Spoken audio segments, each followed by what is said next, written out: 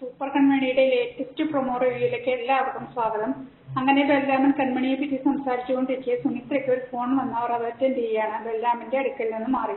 സുമിത്ര രഹസ്യമായ ഗുണ്ടകളോട് ബെല്ലാമൻ കേൾക്കാതെ സംസാരിക്കുകയാണ്. ഗുണ്ടകൾ കൺമണിയിൽ നിന്ന് രക്ഷപ്പെട്ടു പോകാൻ ശ്രമിച്ചു എന്ന് പറയുകയാണ് സുമിത്രയോട്. പക്ഷെ ഞങ്ങൾ പിടികൂടിയെന്ന് പറയാണ്. ആ സമയം ഇനി അവൾ രക്ഷപ്പെടാൻ ശ്രമിക്കരുതെന്ന് പറയാണ്. വച്ചുകൊണ്ടിരുന്നുള്ളവൾ നിസ്സാരക്കാരിയല്ല, രക്ഷപ്പെട്ടു കളയും. അതുകൊണ്ട് കൺമണിയെ കൊന്നുകളയാൻ ഗുണ്ടകൾക്ക് ഓർഡർ കൊടുക്കുകയാണ് സുമിത്ര.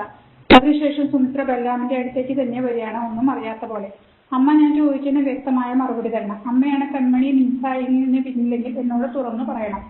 അവളെ ഉപദ്രവിക്കരുത് അമ്മേ, അവിടെ ഒരു പാവമാണ്. നോക്ക് രാമ, നീ ഇങ്ങനെ എന്നെ സംശയിക്കുന്നത് എന്തിനാ? അവളെ ഉപദ്രവിച്ചിട്ട് എനിക്ക് എന്ത് കിട്ടാനാ? എനിക്കൊന്നും അറിയില്ല രാമ, ഞാൻ അവളെ ഒന്നും ചെയ്തിട്ടില്ല എന്നൊക്കെ പറയാണ് സുമിത്ര. പിന്നീട് അമ്മായിമാർ വീട്ടിലേക്ക് വരികയാണ്. ധനലക്ഷ്മിയുടെ അമ്മായിമാർ, എടി നിന്റെ കുരുട്ടുകുട്ടിയൊക്കെ ഞങ്ങൾക്ക് മനസ്സിലായടി. കൺമണിയെ കുഴിയിൽ ചാടിക്കാൻ വേണ്ടി നീ നുണയിലടി അലികയുടെ എംഡിയോട് പറഞ്ഞത്. പക്ഷെ അവൾ അലികയെ പുതിയ ഡിസൈൻ വരച്ചു കൊടുത്ത് രക്ഷപ്പെടുത്തി. കൺമണിയെ അപായപ്പെടുത്തിയത് നീ തന്നെയല്ലേ ധനലക്ഷ്മി എന്നൊക്കെ പറയാണ് അമ്മായിമാർ. നോക്കിക്കോ, അവൾക്ക് എന്തെങ്കിലും സംഭവിച്ചാൽ നിന്നെ ഞങ്ങൾ വെറുതെ വിടില്ലെന്നും അമ്മായിമാർ പറയാണ്. അവളെ നീ എന്താ ചെയ്തേ പറഞ്ഞെന്നും പറയാണ്. അല്ലെങ്കിൽ പോലീസ് വന്ന് ധനലക്ഷ്മിയെ കൊണ്ടുപോകുന്നു പറയാണ് അമ്മായിമാർ.